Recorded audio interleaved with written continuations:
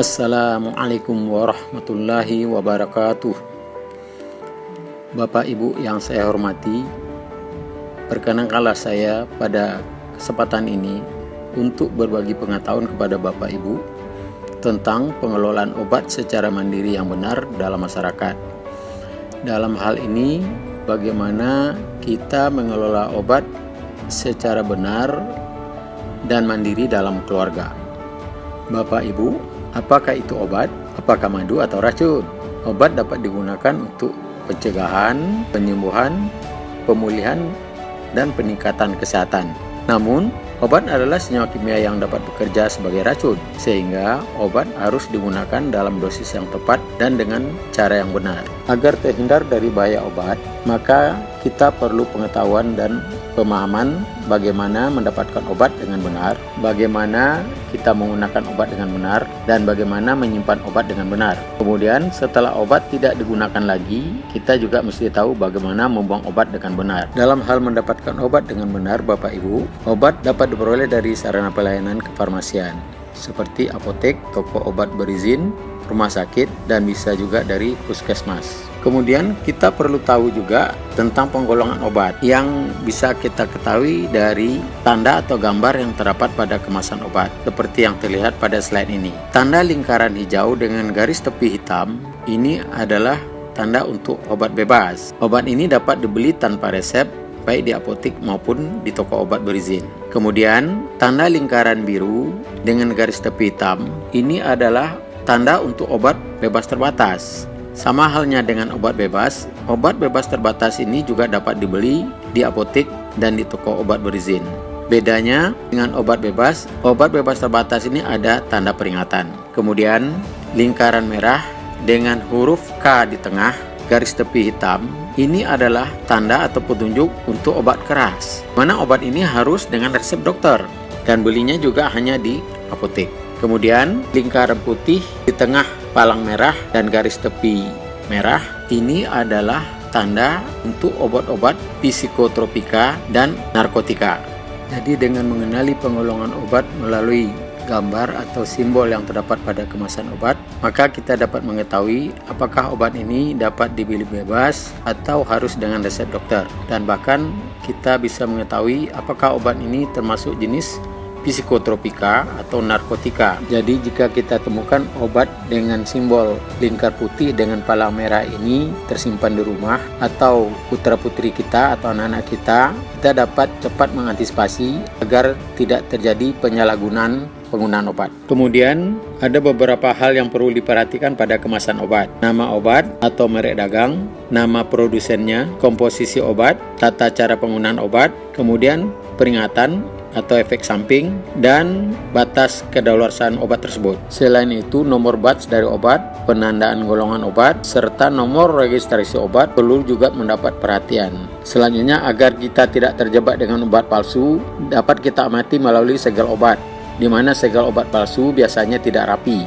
Keutuhan kemasan obat palsu biasanya juga tidak utuh, rusak ataupun bocor. Desain kemasan obat palsu biasanya juga berbeda dari produk aslinya, baik dalam hal gambar, warna, ukuran huruf, dan logonya. Kualitas printing obat palsu biasanya juga lebih pudar. Kemudian, kemasan obat palsu biasanya juga kurang rapi, termasuk dalam hal memotong dan melipat brosur. Baik Bapak Ibu, sebelum menggunakan obat, perlu dipastikan obat yang akan digunakan sudah betul. Pastikan obat masih baik atau belum rusak. Baca peringatan dalam kemasan obat. Kemudian pastikan apakah obat bisa langsung digunakan atau ada hal tertentu yang harus dilakukan dulu. Misalnya dilarutkan dulu dalam air atau dikocok dulu sebelum dikonsumsi. Kemudian gunakan obat sesuai dengan ketentuannya. Ini beberapa informasi penting yang perlu kita ketahui. Bacalah cara penggunaan obat sebelum minum obat dan periksalah tanggal kadaluarsanya. Kemudian gunakan obat sesuai aturan minum obat dalam etiket atau anjuran dalam brosur. Apakah obat bebas atau obat terbatas? Kemudian waktu minum obat sesuai dengan waktu yang dianjurkan.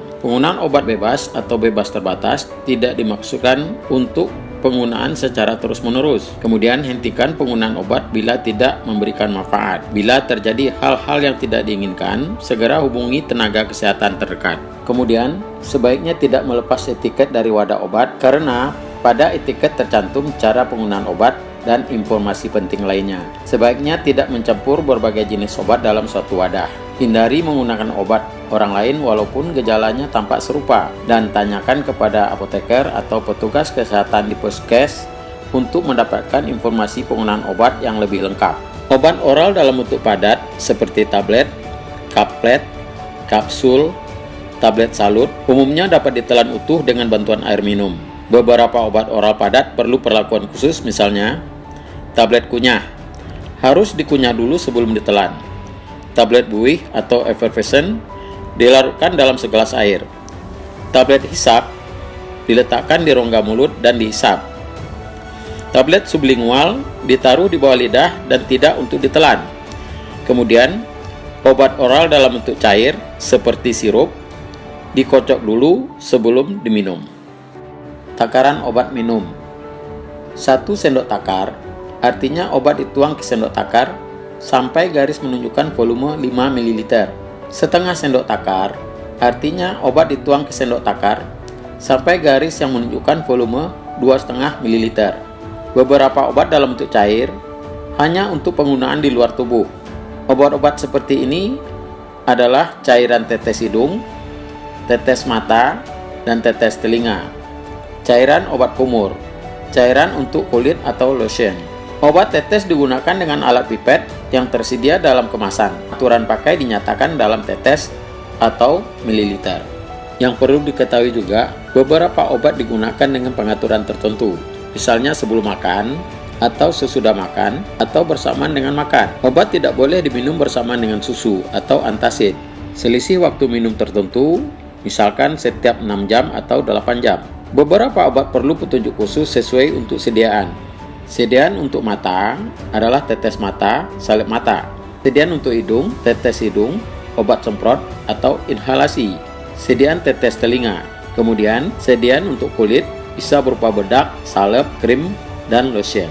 Bapak Ibu, setelah kita menggunakan obat, perlu perhatian apakah timbul gejala khusus seperti mengantuk, gatal, perih lambung, pusing, dan gejala lainnya. Jika iya, segera hubungi tenaga kesehatan terdekat. Kemudian, obatnya dikembalikan ke tempat semula. Jangan dibuang dulu, disimpan saja. Setelah kita menggunakan obat, jika masih ada obat yang tersisa atau kita punya stok obat, simpanlah obat dengan benar. Lakukan obat dari jangkauan anak-anak, simpan obat dalam kemasan asli dan dalam wadah tertutup rapat. Labelnya jangan dilepas karena berisi aturan pemakaian. Kemudian simpan obat di tempat yang sejuk, kering, dan terhindar dari sinar matahari langsung atau sesuai dengan petunjuk yang tertera dalam kemasan. Jangan simpan obat yang telah kadaluarsa. Obat dalam bentuk cair jangan disimpan dalam lemari pendingin atau freezer agar tidak membeku, kecuali disebutkan pada etiket atau kemasannya.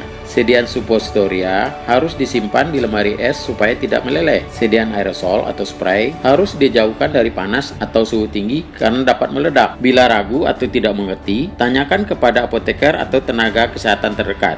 Selanjutnya Bapak Ibu, obat yang tidak digunakan lagi atau obat yang kadaluarsa, obat yang rusak, harus dibuang. Perlu kita ketahui bahwasanya kerusakan obat dapat disebabkan oleh beberapa hal, diantaranya udara yang lembab, sinar matahari, suhu atau temperatur ruang, kemudian karena kerusakan fisik. Berikut tanda-tanda obat rusak. Obat rusak bisa ditandai terjadi perubahan warna, bau, atau rasa. Perubahan bentuk menjadi pecah, retak, berlubang, menjadi bubuk. Obat kapsul atau puyer atau tablet berubah menjadi lembab, lembek, basah, atau lengket. Obat cairan atau salep atau krim menjadi keruh, mengental, mengendap, memisah, dan mengeras. Bisa juga terlihat timbul noda, bintik-bintik, atau gas. Obat rusak bisa juga ditandai dengan wadah atau kemasan yang rusak atau etiket yang tidak terbaca atau robek. Yang terakhir, cara membuang obat. Untuk menghindari penyalahgunaan obat rusak atau kadaluarsa, bekas wadah obat berupa botol atau pot plastik, lepaskan etiket dan buka tutup botol atau pot terlebih dahulu, baru dibuang ke tempat sampah. Wadah berupa box, dos, atau tube, gunting terlebih dahulu, baru dibuang ke tempat sampah.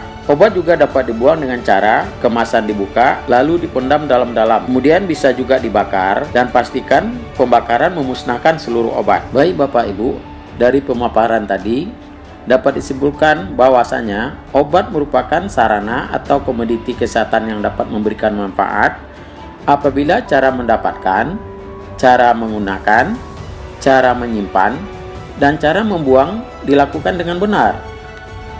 Demikian Bapak Ibu, apa yang telah saya sampaikan semoga bermanfaat dan berguna buat Bapak Ibu sekalian. Dan sebelumnya saya mengucapkan mohon maaf atas kekurangan dan kesalahan. Dan saya akhiri dengan mengucapkan Assalamualaikum warahmatullahi wabarakatuh.